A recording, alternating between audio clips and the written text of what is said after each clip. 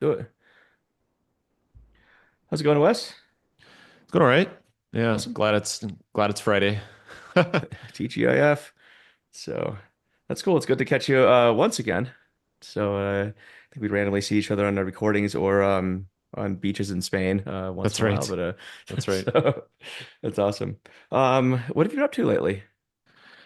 I've been kind of hunkered down, you know, trying to get some coding done this month. I've been the last year I've been doing a bunch of work on Positron. It's a new data science IDE that we're building on top of VS Code at Posit. Formerly Interesting. Posit, the company formerly known as RStudio. Right. So when I decided to go back to Posit last November, um, Positron was still under wraps, and it launched public beta in June. So now we're allowed to talk about it. But Cool. I've been you know I've been doing some work building an advanced data frame viewer for the application. So now we've got this pretty nice React based data viewer for looking at data frames, getting sorting, filtering, summary statistics. I've just been building what I call the headless version, which uses DuckDB, the WebAssembly version of DuckDB, which runs inside the VS Code extension host. So it like runs in the application and you can just like click on a CSV file or click on a Parquet file in your workspace and it will just pop open the data explorer without a need to like load the file in Python or load the file in R. So it's pretty cool. Wow. So I need to look and figure out like how to add a file association. So like when I encounter a Parquet file on my computer, I can just like double click on the file and it will open in Positron. I'm sure I can make that work, but so I've been having fun with that um, and it's been fun kind of working on the project with the team. I'd never really written any TypeScript, and so Oh, learning like TypeScript and then like learning about how VS Code works and how to write VS Code extensions and all that fun stuff. And we've cooked up the Positron team has cooked up like some extensions around extensions to the Jupyter subsystem, which enables like communications between the positron system and the language runtimes, like the kernels, like the Python Jupyter kernel, the R Jupyter kernel that deals with like requests about analytics on a data frame for displaying in the application. So yeah, definitely different from some of the engineering work that I've done more recently, which has been more like a lot of the Arrow, like Apache Arrow work has been more like C++ development, building yeah. systems code for reading columnar data files and dealing with like binary protocols for tabular data sets and things like that. So it's a change of pace, but I'm having fun. That's super cool. Yeah, you've always I think when I think of you, I think of like low level uh code from the ground up, right? Pandas, Arrow, and Lord knows what else you've built that I Yeah. don't know about. Well, Ibis, I guess. yeah. I guess it's interesting because I mean, on one hand, like I don't touch any of the UI code. Like I'm fortunate to work with like some very talented UI engineers who are good at Okay, I was CSS gonna and ask if you're doing the like UI parts CSS and too. front end code. Like I've only done like little UI tweaks. Like I don't trust myself in a .css file. Like I have no idea what I'm doing. Like the video of like the dog like typing on the keyboard. Like that's how I feel when I'm editing CSS or Same. like I have no idea what I'm doing. So I'm very fortunate and very appreciative of people that and I really appreciate people with advanced UI development skills. But no, I've just been working on like the middle and back end layers. But actually, like I think my experience working on like building data frame libraries and working on Arrow, um, like I'm able, I it helps me recognize like some of the small details that might get missed. Like, so if somebody had less intimate knowledge of how everything works under the hood, then, it's like knowing like, oh, like you got to deal with all these different cases with how data types get formatted and displayed and the odd quirks that come with the territory. So, So I'm able to like drag along a lot of my knowledge of how like internals of Pandas and how Pandas works and how Arrow works and like doing this work with just in the last like month, I've been doing the DuckDB WASM stuff. Yeah.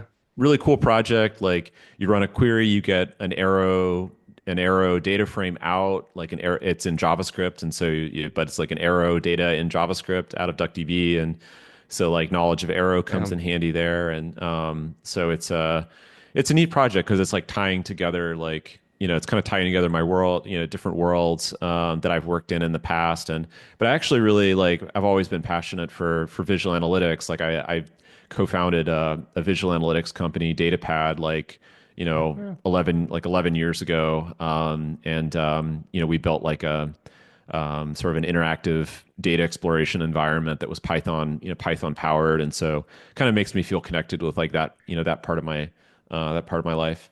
It's cool. DuckDB is a really fascinating one, and I'm sure we'll talk more about that. But with Positron, does DuckDB with WASM, is that sort of the center of the universe as far as the data storage and querying layer goes? Well, it's only for like if you if you interact with a if you want to interact with look at a Parquet file or look at a CSV file Okay. without regard to what programming language you're using, because Positron is not like it has a Python mode, it has an R mode, like those are the two languages that Okay. and the team has made a big investment in building a whole new IDE support stack for R. So there's like a language server protocol implementation and debugger and formatter code completion for R. Wow. So like it's definitely not abandoning R in favor of Python, but we've piggybacked on a bunch of stuff that already existed in the Python ecosystem for VS Code while making targeted improvements for specifically for data science for people who are doing data science or building data apps. We're like there's a bunch of work happening to make like the data app frameworks like Streamlit, Dash, Gradio, Shiny, to make all of those app frameworks work really seamlessly within Positron, so you can develop an interactive data app and then deploy it all from within the application. Wow. Um, but um, but DuckDB, is like one mode of like, hey, I want to look at Okay. a data file and like get some insights about it. But if you have a data frame, like a Pandas data frame that's already Right. loaded into memory, Positron will make a bunch of requests to the um, Python runtime to Got it. perform queries on the using pandas on the data frame. At some Cool. point, like if you had DuckDB like the Python DuckDB installed in your virtual environment or your Conda environment, then we may make use of that because DuckDB is really fast, and so DuckDB can do the analytics, like the summary statistics, the histograms and stuff on a data frame a lot faster than Pandas can. And so it may make sense to use DuckDB for some of those things in the future. But right now there's like multiple implementations of like the back end, like the backends for the data explorer, just because like the data lives in different places. So Hmm. That's super cool. I've not tried Positron.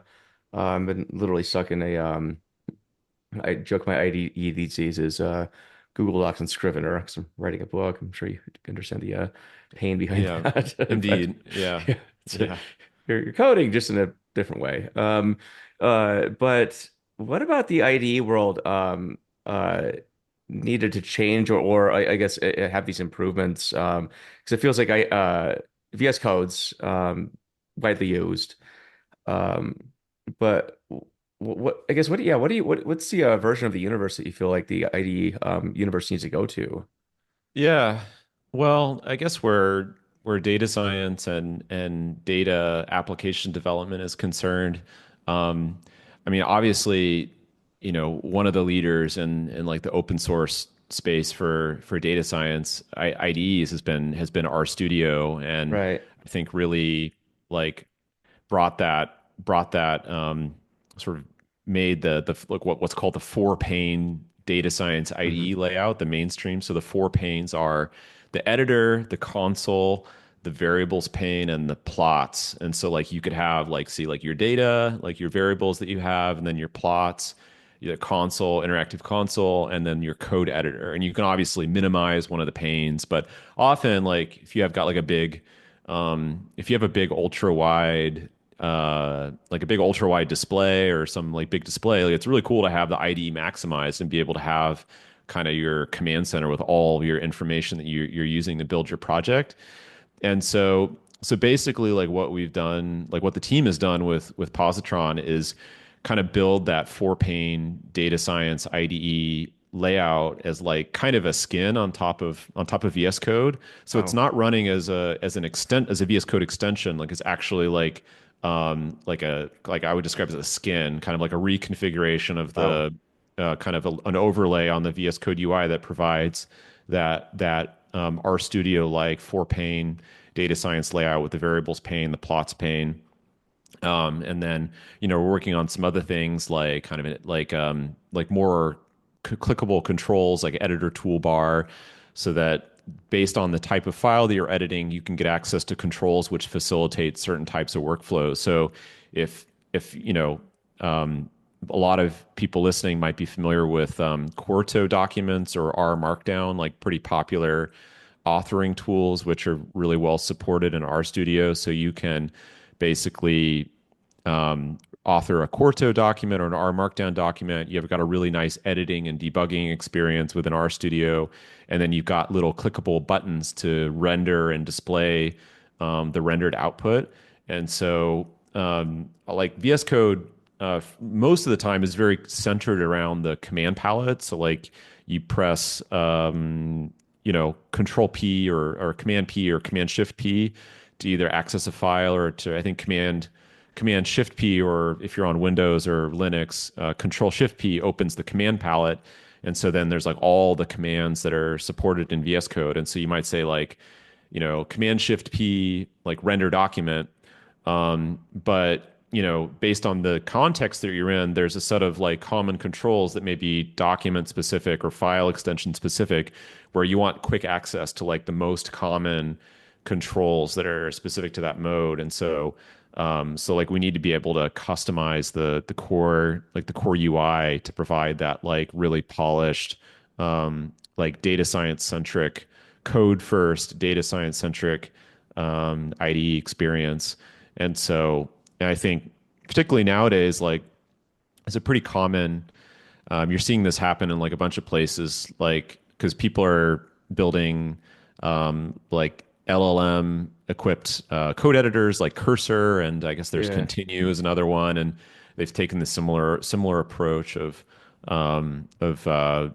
basically building a skin on top of VS Code, and so I think I'm not sure what's planned because I'm not working on like LLM or AI features for Positron, but Right. I think like AI assisted coding, like I use ChatGPT all the time, and maybe I should like take a switch and try out Claude Sonnet, but Mm, I've been using LLMs pretty actively just to like help me with mundane code, and it's like help me recall like not have to Google as many things to remember like how to write this SQL query or whatnot.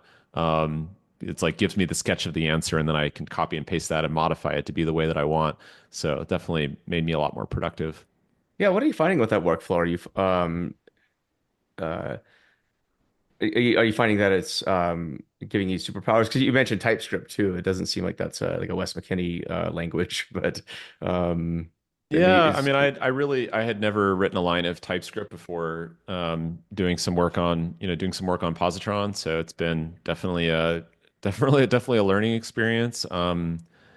Uh, ChatGPT has been a huge help because there's a lot of stuff where I'm just like, I could Google this, like I could look on Stack Overflow, or I could take 15 seconds and ask ChatGPT and get mhm, pretty much, four times out of five, let's say 80% of the time, I get something approximating the answer that I'm looking for. right. Obviously, every now and then it's gonna hallucinate things, and I've worked on like some fairly complicated stuff where I've like asked ChatGPT to do like pretty complex or like complicated tasks and it's failed or it's hallucinated Mm. things. And so, sometimes it can be challenging to like, just even recognize that it's hallucinating. You're like, Right. you look at that, and you're like, no, that definitely won't work. Or there's like some, some subtlety that it's just not able to just, yeah, there's definitely limitations, but definitely like if you're working on something that's not like what you're working on every day, or you're context switching between different types of work, it can help with like I call it the blank screen problem of like you context switch to something you haven't been working on in a long time, or it's type of code maybe you haven't written in a long time, and you just need some seed code to get started. So Right. it's not going to write the whole project for you, but it can help you get going, or like give you like a template that you can modify and start turning into a solution. And if that saves you a half an hour or an hour of time, then that's worth a lot. That's interesting. How do you think it would have been? This is a counterfactual question, so answer as you will. But say when you were writing Pandas or Arrow, if you had ChatGPT back then, uh, would that have helped you? I think it would have helped a lot in writing test cases. Because yeah, because you can just have it, um, like just thinking about like in like in the pandas, um, like in the pandas test suite. So I haven't been doing that much development on pandas in the last 10 years. So Right. the test suite for pandas now is much bigger than it was 10 years ago. But a lot of time that we spend is generating test cases that manifest a certain characteristic. And so to be able to describe, say, to basically generate a code that will create a pandas data frame that has this particular characteristic, it will generate an example, or an example that can be modified and tweaked a little bit a lot faster than you would be able to hand Mm, type it. So in terms of like generating those test cases and like a lot of that boilerplate unit testing code, I think that definitely saves a lot of time. In terms of like algorithms, I mean, I guess you could, if you did like a first pass of writing some algorithm and you wanted to say, hey, I want to generate like four different versions of this that are like that, are modified in some different way, basically a refactoring task. That's a task that it's pretty well suited for, and could save you a bunch of time over having to like, manually hand edit the code and then, you know, debug it and stuff, because generally like it doesn't make that many. It does, occasionally give you code that is bad or is wrong, but hmm for the most part, I think it's pretty good. Um, I think one of the most value I've gotten out of ChatGPT is like just more like kind of dumb stuff like automations where I have to interact with web APIs. Like it knows a lot about the GitHub API. So if you're doing some automation related to, I don't know, maintenance work on an open source project or something, imagine you want to pull, like, wrangle a bunch of data out of like one of GitHub's APIs, like the issues API or the projects API, something like that. It's really good because it knows about like all the error states and like how to check, like be like, oh, like how is this, how do you detect if this, REST call errors, or like what do you do when you get rate limited? And so Mm, it will like just generate correct code to deal with all those cases. And so because that's like the perfect example of like the kind of thing that I'm not doing every day. Like, maybe only 3 or 4 times a year do I need to interact with the GitHub API. And so in those scenarios where I'll be like, oh, I haven't touched the GitHub API in the last 3 months. And so how does that work? And so rather than having to pour over the GitHub documentation, GitHub API documentation, or look at Stack Overflow answers, half of which are like, wrong, um, yep. then that saves me a lot of time. And happily, I'm ready to admit that like this is just not a thing that I I choose to develop mastery in. Like this is not useful knowledge to pack in my Hmm. mind that, to be able to write this code, from scratch at high speed, without looking at a reference is like not a skill that I value. And so I'm happy to let ChatGPT write that code for me. Smart. Yeah, because you mentioned the hallucination part with the ChatGPT, and I was immediately thinking back to Stack Overflow and the answers. And let me see, yeah, that are a lot of times they're wrong. A lot of times you have to sift through a bunch of arguments about why they're wrong. Usually very pedantic, back and forth. So yeah, which is a huge time suck. Like writing software back then was um, you got your answer, but after a lot of toil, and sometimes you didn't get it at all, and you just have to figure it out, I guess. Or Yeah. so. Yeah. Well, there was like another funny thing about it's a little bit better now, but like an odd quirk about Stack Overflow is that I think up until some year, maybe it's like in 2016 or 2017, like code from Stack Overflow was not licensed for use in open source projects. It was actually released under like a non-commercial use license or something like Oh, that. And interesting. so it was also like not licensed for use in commercial software projects either. And so basically like um, is basically like kind of almost this contaminating code that lives on Stack Overflow like prior to this date where corporate developers would Google looking for a solution to some problem. They find a thing on some code snippet on Stack Overflow, and then they would copy and paste it into their corporate closed source software project. And I've actually heard stories about startups getting acquired, and during like an open source code audit, like the code auditing firm would discover Stack Overflow in this proprietary code base, and they would say, "Hey, what the heck? Like you use this code from Stack Overflow that's like not licensed for use." And so I mean, it's as bad or like worse, as it's basically equivalently bad, like to using GPL code in a proprietary code base. Like Wow. that also creates problems. So Didn't know that. yeah. Um, But they changed it because it created such an issue and like it became such like a you know like a problem for Stack Overflow that like you had all these developers like not realizing that the code was not free to use and couldn't just be copy and pasted from Stack Overflow. That it became a liability for the company. It's like, oh gosh, like everybody's code bases is contaminated with like this non open source code that they found on the internet. So no way. yeah. I learn something shocking every day. That's crazy. Hmm.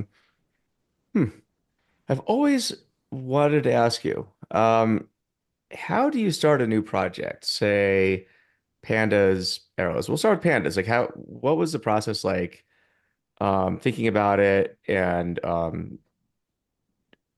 yeah, designing it and I guess writing your first line of code for it. Well, it's been a long time. Well, maybe a more recent one. I don't know. But Pick a well, no, project, no. but I mean, I think yeah. Just thinking back on, I'm trying to remember like the or original, like the origin story of pandas. I mean, it was really, I mean, it was really organic I because it started out like I was working on this. I was working in a hedge fund, so I was working for this place called AQR. It's like it's pretty big now. It's like one of the bigger quantitative hedge funds in the U.S.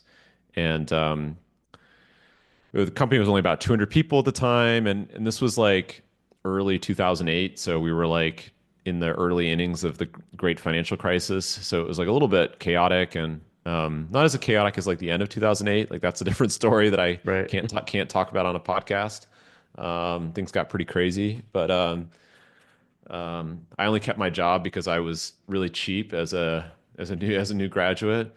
Um, but I was working a modeling like a credit risk like a modeling project, and I was working in R, and um, it was fine, but like there were things that frustrated me about R circa this was like base R circa 2008, so like no tidyverse, no dplyr, pretty primitive compared with today's R. 16 years later is a lot more polished and sophisticated development environment. No R Studio. Like Hmm. if anyone remembers like the Windows like R terminal like from 2008, like it was not awesome.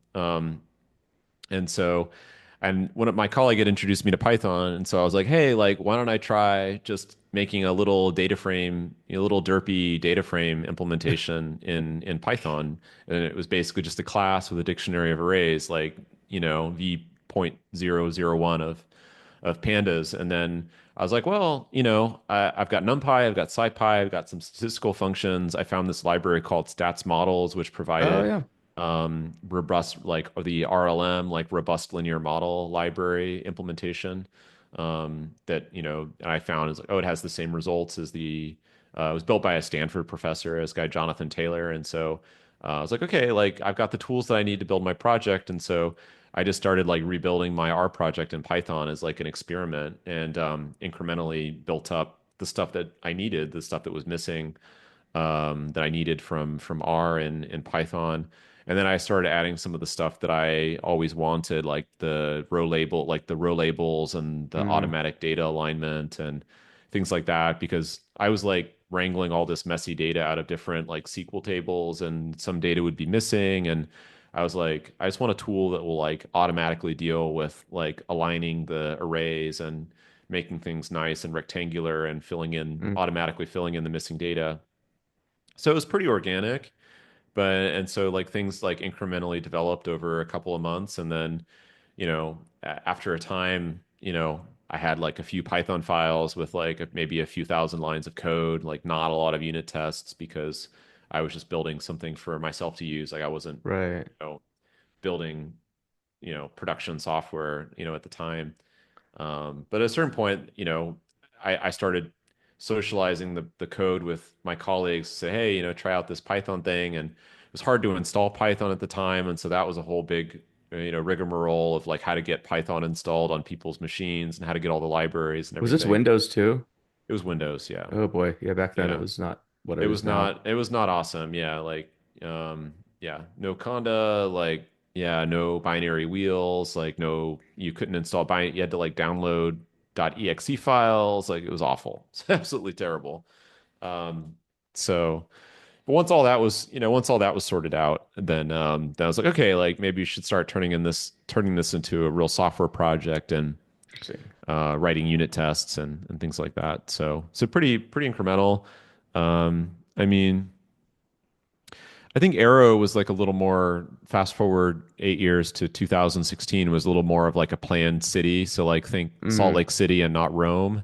And so a little bit like, because we knew that we wanted to build the project, like we spent a lot of time building a specification document up front. Um, and a lot of us had, decade plus of software engineering experience at that point. And so yeah, it was a pretty deliberate and planned out initiative. Um, in some ways because there wasn't like clear prioritization, so things got built whenever people had time. Mm. But there was like we had a pretty clear, like basically a project plan of like what we needed to build, and what the finished project would look like. So it was a little bit less haphazard. Like we knew we were planning ahead for like, oh well, eventually we're going to build this and that, and so we need to think about some of the concerns that will manifest in those layers of the project in the early stages of building, like the low, like the initial core stuff. Anyway. What was the problem that you and your group was initially trying to solve with Arrow? Well, we recognize that data, like data interoperability, basically data conversions, were slowing down a lot of different types of systems, and so I was interested in building Python interfaces to different big data systems, Mm. and so you know, so like if you want to run Python code, let's say like the way that like the way that Python runs inside Spark, for example, Apache Spark, is there's the core Spark um, main process, and then if you encounter some user's Python code that needs to be run, this was like before Spark data frames, I think, or Right. around the time the Spark data frames came around. But you have some like actual Python code that you want to run, like Spark actually became pretty popular in part because it was a really convenient way to run Python code in parallel in a cluster. Hmm. Um, and so what would happen when you would run your Python code is the Spark main process would pack up the data dependencies of the Python function and send it over a Unix socket or over TCP to um, a separate process that's running Python.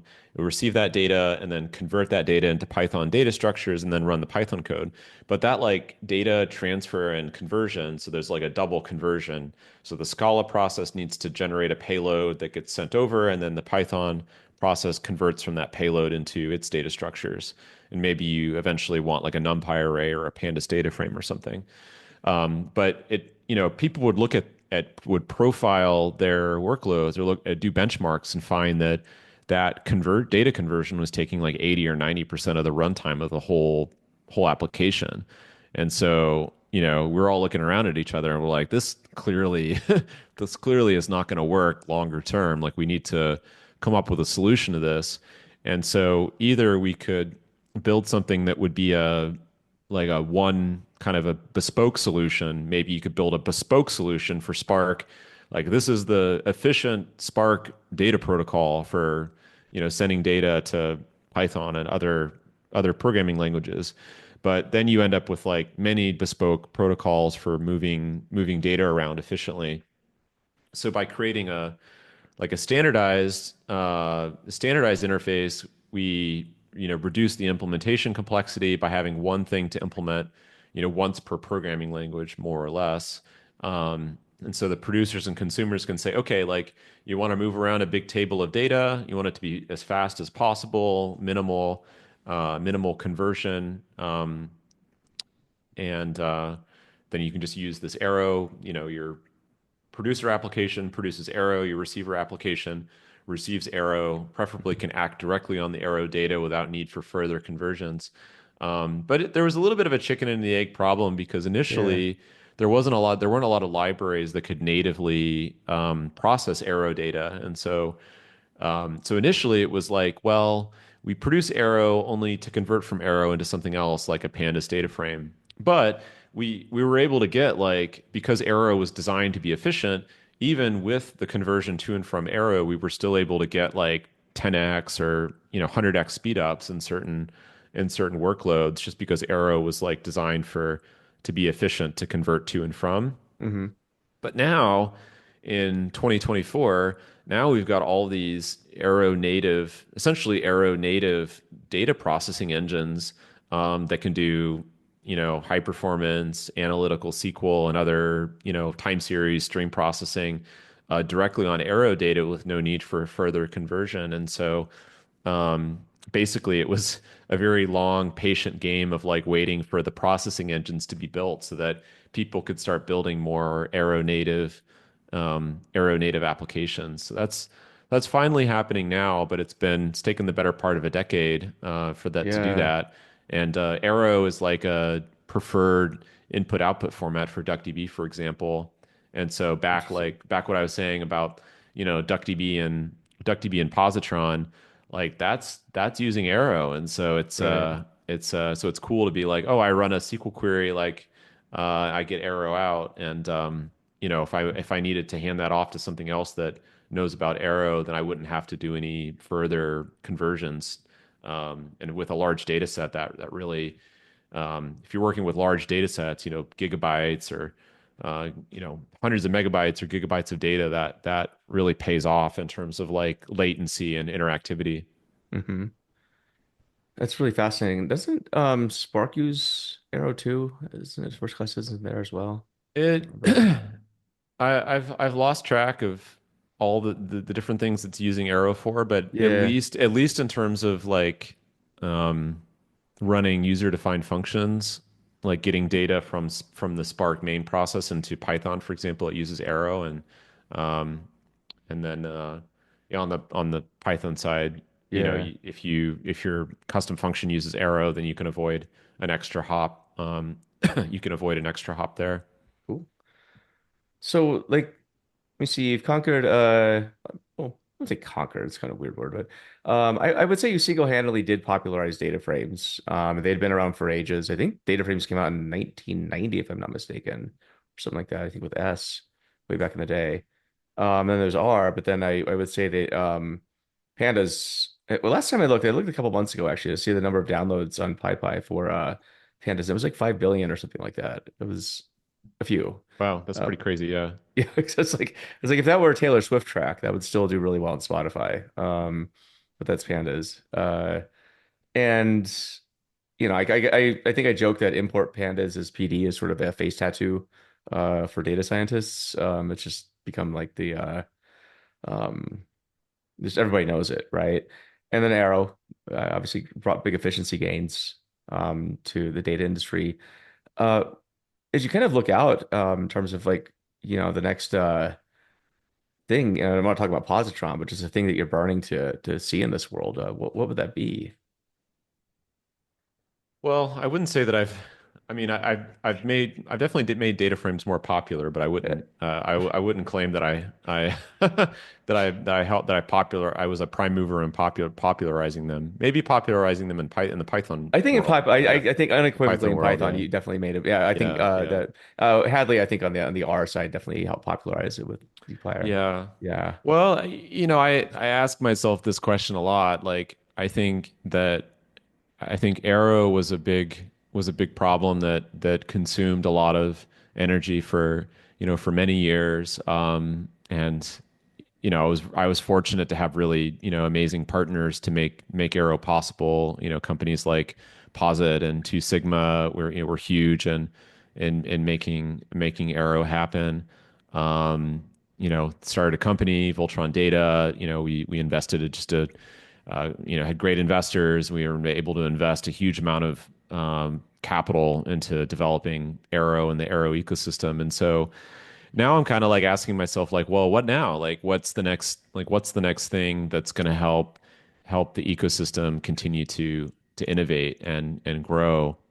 And I'm, you know, I'm not sure what the answer is. I know that the kind of Arrow native processing story feels like a big next part of it's like a next stage of work because if you extrapolate from because initially our approach was okay, take existing big data systems, distributed processing engines, SQL engines, database systems, streaming data systems, all the things, add Arrow support to them. So essentially, we're retrofitting systems to have Arrow support, which provides like a combination of like some performance benefits for applications that are using Arrow. And then there may even be just performance benefits for applications that don't even use Arrow. Maybe they were getting JSON or they were getting CSV output or something from a system, and now they're getting Arrow, and so they just get a lot of performance benefits from that. But I think what's going to be really interesting is like incrementally replacing different components of the stack Mm. with Arrow native components, and I think that that's already it's already happening. Like there's a there's a bunch of startups working on different layers of the stack, basically like Arrow native data engineering or Arrow native streaming data processing, Arrow native, pick Arrow native X. Like remember like back maybe like a dozen years ago or 10 years ago, everything was like Yeah. Uber for X. So now it's like Arrow native for X. And so I think that any system that deals in structured data is in a sense like on like or even like multimodal data, like unstructured data. Mm. I think any system that deals in some part with structured data is kind of on the table for like a sort of rethought architecture. A lot of systems like there's a big movement to get rid of the JVM. Um, Mm. so like people like, can I just like that's partly one of the reasons people really why people really love Rust and Go is because they're like I don't need to, carry around a JVM with me everywhere I go. I can just like compile this thing and I get a static binary with zero dependencies and I can just like copy the binary to my cloud instance and just like run it with like a config file and like I'm good to go. Like no, I don't have to install this crap, to make it work. So that's definitely a big thing. I don't know. Um, I am but one person, and so like I have to pick my battles in terms of where I spend my time. And Yeah. some people listening might be like, "Wes, like you're working on an IDE, like you could be working on like a data processing engine or something." I mean, I spent the last several years doing that with Voltron Data, where we were working focused on hardware acceleration, hardware accelerated processing with Arrow, and making it easier to incorporate hardware acceleration into different data processing engines. We started with our main focus was CUDA and NVIDIA GPUs because Right. that's like where a lot of the gains in hardware acceleration are happening these days. So that's definitely, I have been doing that. I have been doing Arrow native, processing and acceleration, recently. So I'm still very interested in file formats. Like in addition to Arrow, I've done a lot of work on Parquet, which is I Mm. think the most popular, open source columnar file format for analytics. And there's a bunch of research going on around columnar data encoding, compression, and just understanding like when does Parquet work well, when does it not work well, how could it be faster, how could it change or be better designed to better support hardware accelerated processing. Like the Rapids team at NVIDIA has bent over backwards to provide hardware accelerated readers for Parquet, and it's evident that like Interesting. it's just not designed for that. And so if we were going to go back to the drawing board and build a different file format that is better suited for reading on GPUs, like what would it need to look like? Mm. And so there's like little fine details, like there need to be memory pre-allocation hints because the GPU can't do control flow on the GPU. Like the control flow has to happen in the CPU, and like there's latency associated with invoking CUDA kernels. And so you know w- many things just weren't designed like around like the you know hardware acceleration kind of mode of data processing. So I have been, collaborating with some like academic research groups on a co-author on a couple papers with folks at CMU on and Tsinghua on columnar file formats, and I'm an investor in multiple companies working on columnar file formats. LanceDB, Oh yeah. is founded by Chang Shi, who's and Lei Shu, who are Chang is my co-founder from DataPad, and we go way back to AQR, and he was like one of the Wow. I think the second contributor to Pandas, about No 15 way. years ago. So it's a small world That's out there, but so that's an area that I'm pretty interested in. The whole ecosystem of data fusion based startups. So data fusion is like an Arrow native, Rust based Arrow native SQL engine. And there's a whole, it just spun out of Arrow. It started as an Arrow project. It kind of incubated within Arrow, and it just spun out to be its own top level ASF project. And so I'm pretty watching the data fusion ecosystem pretty closely. There's like a ton of startups that are building on data fusion. It's like it's growing like wildfire, and so that's exciting.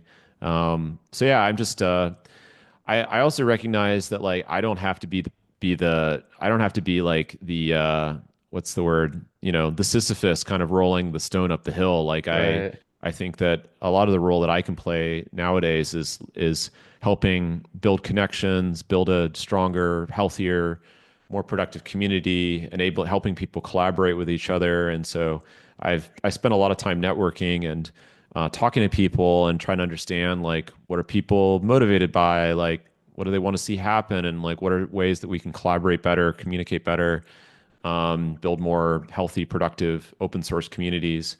And so that's been a big focus. And I think that's just another way for me to make impact beyond just lines of code that I might write. Yeah. Have there been any things that you've seen talking with builders and communities that you've been surprised by lately? Um, Surprised. I'm not sure on that. I think um I mean overall like I'm really there was I think one thing that's one area that it's a little bit adjacent to like the Arrow ecosystem, which is kind of a non-Python, like non-data science specific ecosystem. Um, but there were a few years there where we were starting to wonder, like, is Python dead or dying, or Oh, interesting. like everybody uses Python, but Python has these like existential problems of like it's it's like it's hard to deploy. Like people are looking kind of um, with envy at like the Rust or Go ecosystems and being like, oh, this is a much more civilized way to build and deploy software, like a really nice, centralized, like healthy build system, like easy deployment story. Whereas like Python is kind of there's 84 different packaging and different tools. Be like, oh, I've got like this different requirements file and this pyproject.toml and like this conda requirements file and like, oh, what's this poetry file? And it's like it's definitely it's a very decentralized and hard difficult to navigate ecosystem. um, but it seems like there's been some rejuvenated energy around um, like making Python easier to deploy and manage, like operationally manage and run. Especially from with UV, like that's from Charlie Marsh's company, Astral. It's like basically a pip and virtual env replacement it's written in Rust. It's really fast and like now like you can it's so fast and simple. Like you can if you want to distribute. It used to be like if you had a Python script and you wanted to distribute it, you'd have to say, well, in order to in order to run this Python script, you must first, uh, you know, dance in a circle and Yeah. make incantations and like you got to do all these things and you got to get the right Painful. requirements file. Like you got to build this environment and basically you have to do this sort of these go through these rituals in order to Yeah. use like that are essentially implicit dependencies of running a Python script. But now with UV, my understanding is like you can declare exactly what the script needs in the top part of the script, and then you can say like UVX like run this Python script, and it will like bootstrap the virtual env, install all the things. And it is smart about caching dependencies. So if you have two different scripts that have slightly different dependencies, like it will reuse the cache dependencies. So like it's no problem and you don't need to like fuss with like, oh gosh, like I didn't activate the right virtual env or like I didn't activate the right Yeah. conda environment and so my script doesn't work and it's not reproducible. And so I think all of this is really great. I've also been following Wolf Fulprecht, who's was like one of the main developers of Mamba, which is like a faster implementation of Conda. And he's building this package system called Pixie, which is kind of like UV for the Conda ecosystem. And I'm excited about that because I'm a little bit like ideologically not opposed, but definitely suspicious of the Python package index and the like wheels in general because I know that like it's wonderful that we have wheels now and that we can install. Like I have to remind myself that 15 years ago, like I had to go download .exe files and double click them to get NumPy on a Windows machine, and now I can pip install NumPy and it just works on Windows. So that's wonderful, but the wheels in general are like not a great way of like not a long-term sustainable way of building and deploying software. Wheels have to be self-contained, and so that means that you could have many wheels in an environment, and some of the wheels could have copies of libraries that have been basically statically linked or copied into the wheel because of the requirement for every wheel to be individually self-contained. And so even if like some wheels in your dependency chain have um, common dependencies, because of the requirement that every wheel is self-contained, there's no logistical way for like you to, let's say, share a copy of the Mm, gRPC shared library, like which is a C library or C++ library. Whereas like this problem has just been solved in the Conda ecosystem. Conda Forge, like you can have 10 libraries that all have the same C or C++ library dependency, and it just gets installed once. And it's like you import them and they all link to the same dependency. You don't have the problem of like, having every package maintainer figuring out like, how do I bundle all my dependencies to create a self-contained wheel? And so that's my only criticism. I think like the developer experience story of like making it easy for people to deploy Python scripts and Python apps and say like, not having to fuss with, creating the right virtual environment and like just, run my script like, as long as the dependencies are declared in the preamble of the file. I think that's great, but um, we haven't really solved, I think it's great that we have wheels, but wheels are not all we. I think we could do better. hmm I'm not going to. I'm not. I swear I am not going to work on Python packaging. Like if I mean, it's maybe so maybe in 5 years, like we'll have the same conversation, and I'll be like, funny story. I'm working on Python packaging because I just got too frustrated about wheels or something.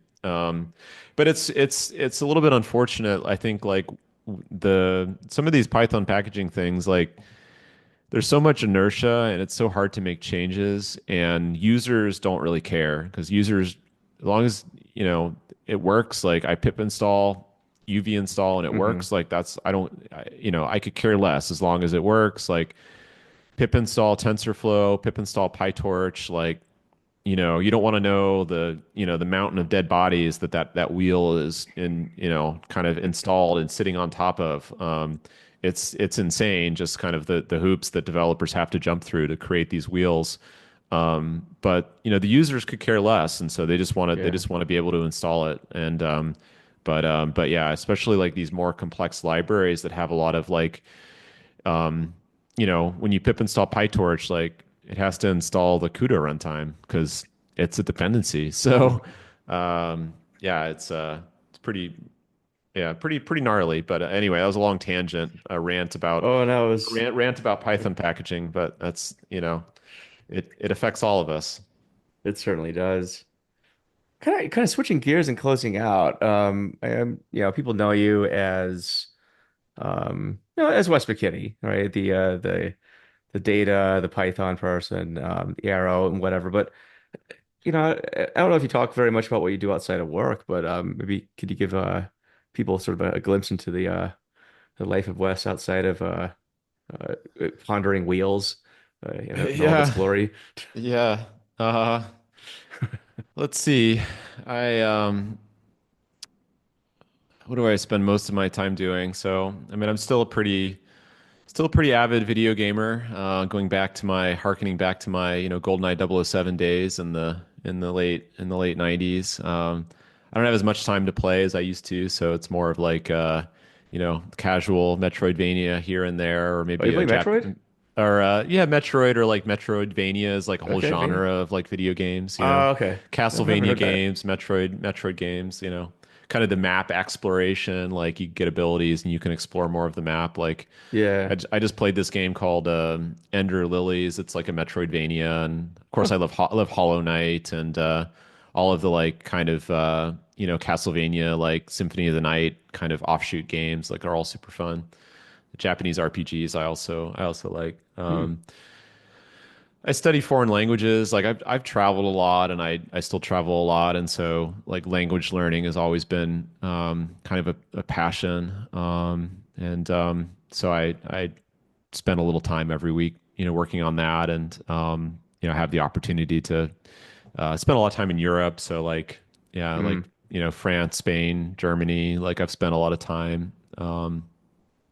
And I'm interested in learning, I'm interested in learning Japanese. Like I'm dabbling a bit with that. But the trouble I have with like language learning is I only really start learning a language if I'm serious about achieving fluency, which Mm, requires like, a commitment of hundreds of hours. yeah. You got to got to learn thousands of vocabulary words and you got to master the grammar. And I feel like Japanese is pretty daunting because, you have to learn a writing system and you have to learn kanji and yeah, I think that linguists, say that, whatever your budget for learning like if you're an native English speaker and you're learning the budget for learning a Western language, like if you already know a Romance language, you can add another Romance language to your repertoire, you know, in a few hundred hours of study. But if you want to learn, if you're going from like a Western language to learning Japanese with no background and no ability to read Chinese or a background with, Yeah. I think like a native Korean speaker apparently has easier time learning Japanese and vice versa. But it's like crossing between kind of because you're crossing also like just a just very linguistically distinct languages, whereas like European languages have like structural grammatical similarities because of like the heavy influence of Latin. So anyway, I'm thinking about that.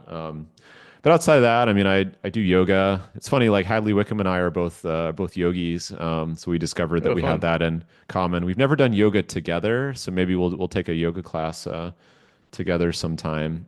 And I do run, although I'm getting a little older, and so I'm starting to get like joint pain and stuff. So Mm. like I'm not running as much as I used to. But yeah, I mean, I want to I try still live rowing. in, Rowing's good. yeah, rowing is pretty good. Yeah. Yeah. I've done a little bit of that. But I still live in, I still live in Nashville, Tennessee. I live downtown Nashville, Tennessee. Yeah, still, yeah, and I cook. And so, Wait, you're downtown, um, downtown, like on the right by the noisy street there, or yeah, I'm like, I'm not, I don't hear where I live. I don't hear Broadway, but yeah, I'm like, I okay. am, yeah, I'm, I don't need to drive most days. Oh, interesting. Yeah, I do, yeah, I rent um, rent an office but yeah, so I've enjoyed living in Nashville, and it's been a little over 6 years, and so we'll Nice. see what the future holds. Um, but yeah, it's you know, pretty simple, pretty simple life. Try to be healthy and well rested, and yeah, just try to be intellectually stimulated outside of my life as a entrepreneur and Yeah. software developer. But I find that the yeah exercise and the gaming and the languages are pretty good counterbalances to the programming. So give me something to keep my mind busy and get some satisfaction from. And because I like to travel and explore and be in other cultures, so I think that's I enjoy the linguistic aspect of language learning, but um, kind of the linguistics, and I took some linguistics classes in college, and so I Oh, no way. had a long interest in that. But as I've like gotten an appreciation from being in sort of being in other cultures, immersed in other cultures, I think that's like added extra fuel for like motivating me. It's like, well, why should I keep learning Spanish? Like why should I keep learning German to keep at it, since it makes my trips to those countries like more satisfying. For sure. Yeah, that's yeah, I think you travel a lot. I travel a lot. I'm learning languages too. It's it's a lot of work, but like you say, it makes a trip a lot more worthwhile. So Yeah, for that's sure. awesome. Cool. I know you gotta run to a meeting in a bit, so I'll give you some time to get to that. Wes, it's always great to talk to you, and always learn a ton.